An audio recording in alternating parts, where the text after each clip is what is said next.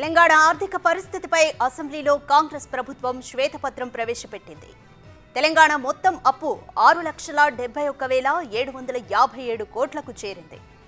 తెలంగాణ ఏర్పడే నాటికి 72,658 కోట్ల రూపాయల అప్పు ఉండగా 10 ఏళ్లలో అది 6 లక్షల కోట్లకు పెరిగిపోయింది. ఎఫ్ఆర్బిఎం లోన్లు 3,89,673 కోట్లు దాటిపోయాయి. ఇక ప్రభుత్వం చెల్లించాల్సిన గ్యారంటీ అప్పులు 1,27,208 కోట్లకు చేరాయి. కార్పొరేషన్లు చెల్లించాల్సిన గ్యారంటీ అప్పులు 95,462 కోట్ల రూపాయలకు చేరాయని ప్రభుత్వం శ్వేతపత్రంలో తెలిపింది. కార్పొరేషన్లు చెల్లించాల్సిన నాన్ గ్యారంటీడ్ అప్పులు 59,414 కోట్లు ఉన్నాయని ప్రభుత్వ గణాంకాలు చెబుతున్నాయి.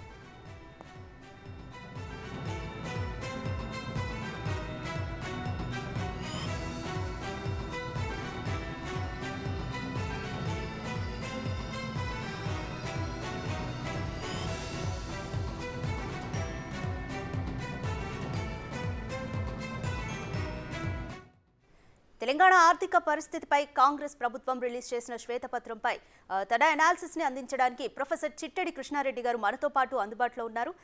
కృష్ణారెడ్డి గారు నమస్తే అండి. నమస్తే అండి. థ్యాంక్స్ ఫర్ జాయినింగ్ అండి. సో ఈ రోజు కాంగ్రెస్ ప్రభుత్వం శ్వేతపత్రం విడుదల చేసింది తెలంగాణ ఆర్థిక పరిస్థితిపై. ఆ అప్పుల లెక్కలపై మీ అనాలిసిస్ ఏంటండి? అదే అండి, మనం అందరము గతంలో భావించినట్టుగానే రాష్ట్ర అప్పులు చాలా భారీగానే ఉన్నాయి. అంటే గతంలో కొంత అనుమానం ఉండేది. కాగ్ రిపోర్ట్ లో కూడా ఈ లెక్కలు మనకు అందుబాటులోకి వచ్చిన కార్పొరేషన్స్ లో అప్పులు కావచ్చు, ప్రభుత్వం ఇచ్చిన గ్యారంటీ అప్పుల విషయంలో కొంత స్పష్టత కొరవడి అప్పు ఎంత ఉందనే విషయం మనకు తెలియలేదు. ఇవాళ మరొకసారి ఈ శ్వేతపత్రం ద్వారా పూర్తిగా రాష్ట్ర ఎన్ని అప్పులు చేసింది గత 10 సంవత్సరాలలో దాదాపుగా 10 రెట్లకు పైగా అప్పులు పెరగడం, ఈ మొత్తం వచ్చినటువంటి రాబడి ఆదాయంలో కూడా దాదాపు 30% రెవెన్యూ వ్యయం కింద పోతున్నట్టుగా మనకు ఈ శ్వేతపత్రంలో కనబడతా ఉంది. అంటే మనకు మొత్తానికి రాష్ట్ర ఆర్థిక పరిస్థితి అనేది కొంత గడ్డుగానే ఉందనేటువంటి విషయము మరొకసారి స్పష్టమైంది. సంక్షేమ పథకాలకి గతంలోనే అటు దళిత బంధు విషయంలో కావచ్చు, రైతు బంధు విషయంలో కావచ్చు, ఉద్యోగుల జీతాలు ఇచ్చే విషయంలో కావచ్చు రాష్ట్రం ఇబ్బందులు ఎదుర్కొన్న పరిస్థితిని మనం గమనించాము. రాబోయే రోజుల్లో కూడా ఇప్పుడున్నటువంటి ఆర్థిక పరిస్థితి నేపథ్యంలో అదే కొనసాగే అవకాశం ఉంది. కాకుంటే ఏంటంటే మనం దీంట్లో ఒక పాజిటివ్ అంశాన్ని చూసినప్పుడు దీంట్లో ఇంత అప్పులు పెరిగాయి, కానీ ఈ శ్వేతపత్రంలో కూడా ఆస్తులు ఎంత పెరిగాయి అనేటువంటి విషయాన్ని కూడా మనకు తెలియపరచలేదు. అంటే మనం మన మధ్యన కూడా కేటీఆర్ గారు అసెంబ్లీలో మాట్లాడుతూ పవర్ డిస్ట్రిబ్యూషన్ విషయంలోకి వచ్చినప్పుడు, పవర్ సంబంధించిన అప్పుల విషయానికి వచ్చినప్పుడు మేము ఆస్తులను కూడా 16,000 కోట్ల నుంచి దాదాపుగా 70,000 కోట్ల వరకు ఆస్తులను కూడా పెంచాము.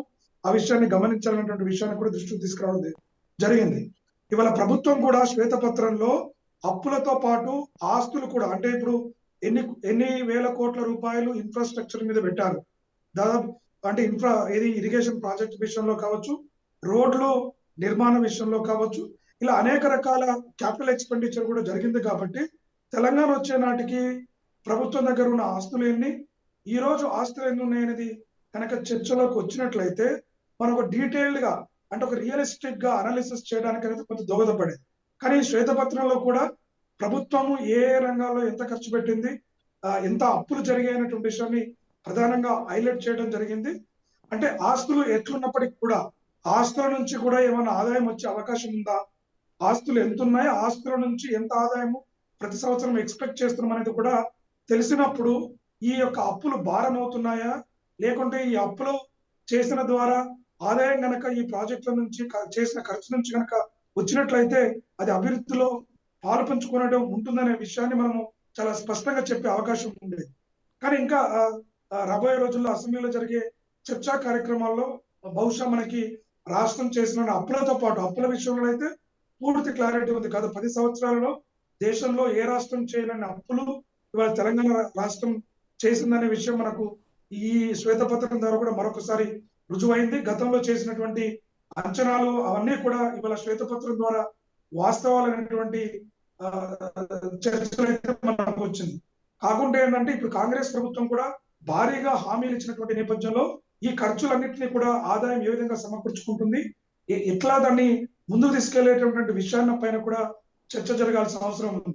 కేవలం గత ప్రభుత్వం చేసింది అప్పులు అనేటువంటి ఒక బూచి చూపించి మేము సంక్షేమ కార్యక్రమాలని పూర్తి స్థాయిలో కొనసాగించలేము, లేకుంటే ఇప్పుడే మొదలు పెట్టలేమన్నటువంటి బూచి చూపించినట్లయితే మాత్రం, అంటే కాంగ్రెస్ ప్రభుత్వం ఇచ్చిన హామీల గురించి వాళ్ళు లోతైన అధ్యయనం చేయకుండానే, రాష్ట్ర ఆర్థిక పరిస్థితి గురించి పూర్తిగా చేయకుండానే ఆచరణకు సాధ్యం కాని హామీలు ఇచ్చిందనే ప్రజలు భావించాల్సినటువంటి అవకాశం ఉంటుంది. ఎందుకంటే గత ప్రభుత్వం చేసిన అప్పులను ముందు పెట్టడం ఎంత ఆహ్వానించదగ్గ పరిణామమో, ఈ ప్రభుత్వం కూడా ప్రజలకు ఇచ్చిన హామీల గురించి ఎంత లోతైన విశ్లేషణ చేసింది, ఏ రకాల ద్వారా ఆదాయ మార్గాలు వస్తాయని, అన్ని రకాల సంక్షేమ పథకాలని ప్రజలకు ఇస్తామన్నటువంటి హామీని ఇచ్చింది అనే విషయాల్లో కూడా స్పష్టత వచ్చినప్పుడు మాత్రమే ఈ శ్వేతపత్రం విడుదల చేసిన దానికి ఒక ఉపయోగం ఉంటుందనేటువంటిది నా ఆలోచన అండి. కృష్ణారెడ్డి గారు, దేశంలో ఏ రాష్ట్రం కూడా చేయనన్ని అప్పులు తెలంగాణ చేసిందని అంటున్నారు. మరి అంతే శాతంలో అభివృద్ధి అనేది కనిపించింది అనుకోవచ్చా గత ప్రభుత్వ హయాంలో? మీరు ఏమంటారు? అండి, ఒకటి అప్పుల విషయంలో మనం నెంబర్ 1 గానే ఉన్నాం, దాంట్లో నో డౌట్. మనం పంజాబ్, తమిళనాడు రాష్ట్రాలు కూడా సంక్షేమ కార్యక్రమాల పేరుతో వేగంగా అటు దిశగా వెళ్తున్న పరిస్థితి మనకు కనిపించింది.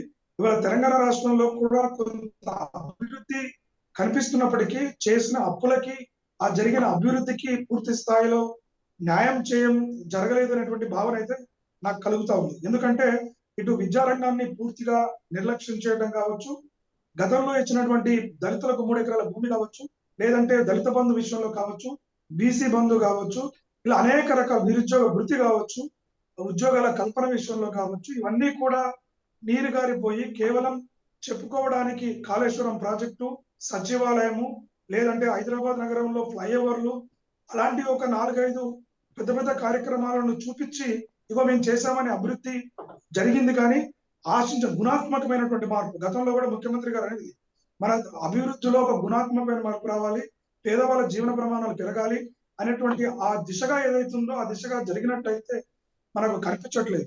దానికి ముఖ్య కారణం కూడా ఇలా వ్యవసాయ రంగంలో ఉత్పత్తి పెరిగింది. దాదాపుగా చాలా మెట్రిక్ టన్నులు, దాదాపుగా రెట్టింపు కన్నా ఎక్కువ స్థాయిలో ఉత్పత్తి పెంచామని చెప్పుకుంటున్నప్పటికీ రైతుల ఆదాయాలు ఆ స్థాయిలో పెరగలేదు. మీరు రైతు బంధు ఇచ్చినా, రైతు భరోసా ఇచ్చినా, రైతులు గత 10 సంవత్సరాల కాలంలో వారి ఆదాయాలు రెట్టింపు అయినాయని గత ప్రభుత్వం ఖచ్చితంగా చెప్పగలుగుతుందా అంటే అసలు సాధ్యమయ్యే పని కాదు. రైతులకు ఉత్పత్తి వ్యయం పెరిగింది, సబ్సిడీ అన్ని కూడా తీసివేయడం ద్వారా రైతులకు కూడా ఆశించిన లబ్ధి అయితే జరగలేదు. ఆ జనాభా ప్రాతిపదికన ఈ ముఖ్య రంగాల విషయంలో పూర్తిగా నిర్లక్ష్యం చేసినట్టుగా కనబడుతుంది. కాబట్టి ప్రభుత్వం గతంలో చేసిన తప్పులను, అంటే ఇప్పుడున్నటువంటి ప్రభుత్వం ప్రజల ముందు వాస్తవాలు పెట్టడం అభినందదగిన విషయం. కానీ ఇటు విద్యారంగం విషయంలో ఇప్పటికి కూడా గత 10-15 రోజుల నుంచి కూడా విద్యారంగం విషయాలపైన, యూనివర్సిటీల పైన గత కాంగ్రెస్ లో ప్రభుత్వంలోనే మన స్టేట్ లో అన్ని జిల్లాల్లో దరిదాపు యూనివర్సిటీలు ఉన్నాయి. అటు ఎంజీ యూనివర్సిటీ కావచ్చు, శాతవాహన యూనివర్సిటీ కావచ్చు, పాలమూరు యూనివర్సిటీ కావచ్చు, కాకతీయ ఉస్మానియా యూనివర్సిటీలు కావచ్చు, వాటిని కూడా మొత్తం పునఃసమీక్ష చేసి అక్కడ రీసెర్చ్ కు కావాల్సినటువంటి పరిశోధనలకు అవసరమైనటువంటి ల్యాబొరేటరీస్ ఉన్నాయా, అక్కడ వసతులు ఉన్నాయా, అధ్యాపకుల అవసరం ఎంత ఉంది, ఇలాంటి వాటిపైన కూడా తక్షణం ఒక సమీక్ష చేయాల్సిన అవసరం ఉంది. తదనుగుణంగా నిధులు కేటాయించాల్సిన అవసరం ఉంది.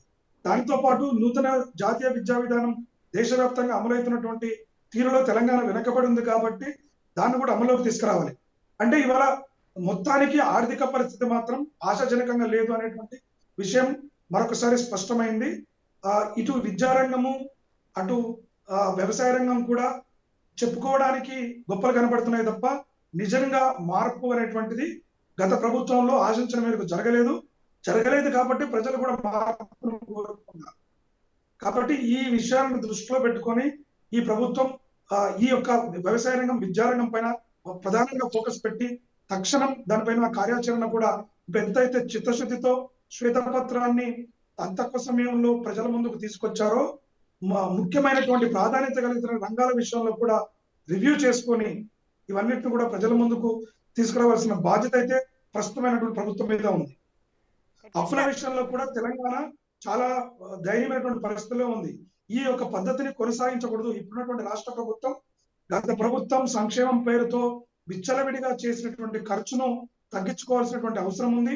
ఎట్లాగో ఇప్పుడు ఇరిగేషన్ ప్రాజెక్టులు పూర్తి అయిపోయి, ప్లస్ రోడ్ల భారీ స్థాయిలో పూర్తి అయిపోయాయి కాబట్టి మనకు కొంత మేరకు వెసులుబాటు వచ్చింది. కాబట్టి ఈ సంక్షేమ కార్యక్రమాల్లో కూడా లీకేజీలు అనేటువంటిది తగ్గించుకోవాలి.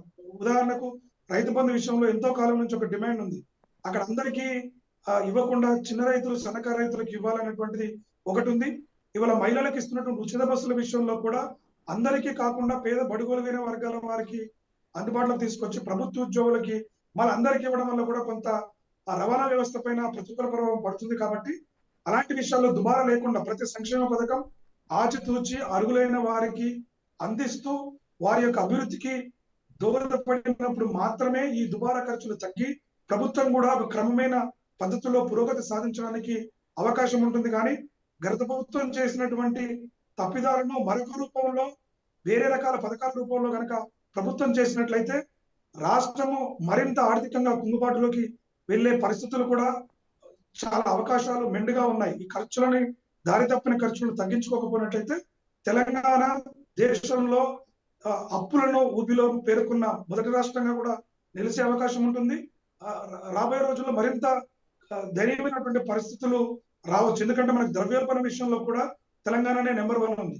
అంటే ధరల స్థానంలో కూడా నెంబర్ 1 ఉంది. కాబట్టి ఇవన్నిటిని జాగ్రత్తగా విశ్లేషించి వీలైనంత త్వరగా ప్రభుత్వం కార్యాచరణ తీసుకున్నట్లయితే రాష్ట్రం ఉన్నటువంటి ఈ ఆర్థిక పరిస్థితుల నుంచి బయట పడేసుకోవడానికి కూడా అవకాశం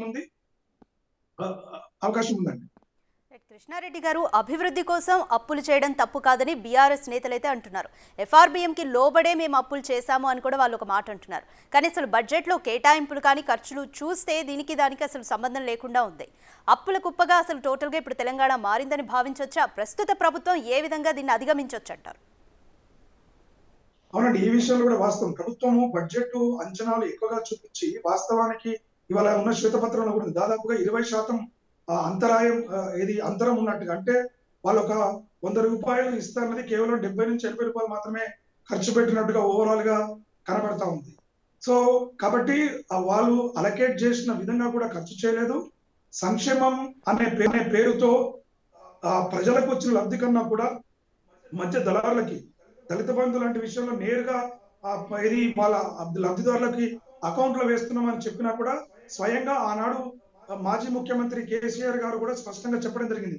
ఎమ్మెల్యేలు అవినీతికి పాల్పడుతున్నట్టు దృష్టికి మాకు వచ్చింది, వీటిని మీరు జాగ్రత్తగా ఉండాలనేటువంటి సూచన ఆ రోజుల్లో బహిరంగంగా చేయటువంటి సూచన మనకు కనపడడం కూడా గమనించాం. అంటే ఈ రకంగా సంక్షేమ పథకాల విషయంలో కావచ్చు, బడ్జెట్లు ప్రవేశపెట్టడంలో అంకెల అత్యధికంగా చూపించడం కావచ్చు జరిగింది. అంతేకాకుండా మీరు అన్నట్టు ఎఫ్ఆర్బిఎం యాక్ట్ లో కూడా ఇవాళ 3 లక్షల కోట్ల చిల్లర ఏవైతే చూపిస్తున్నారో అవి కేవలం ఎఫ్ఆర్బిఎం యాక్ట్ పరిధిలో ఉన్నాయని చూపిస్తున్నారు.